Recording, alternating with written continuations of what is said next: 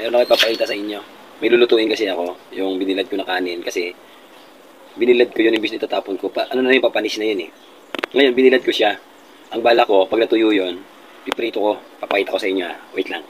Ayan, bale ito na yung kanin na to guys. Binilad ko to, ilang araw na to dito. Ang dami na nga lupa eh. Kailangan linisin.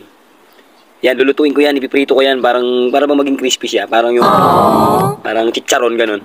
Ayan, lutuin ko yan ngayon, kakainin ko yan guys. Tara, lutuin na natin to. Linisin ko na lang.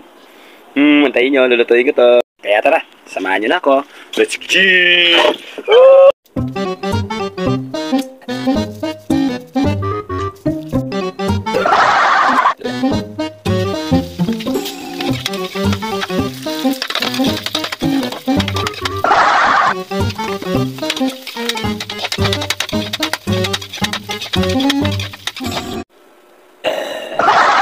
Eto na siya ngayon.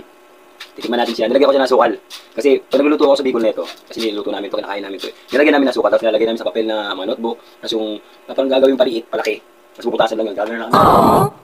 Tignan natin. Crispy. Wow. Sarap siya. Sarap. Sarap. Sarap siya. Pwede na lutuin, guys.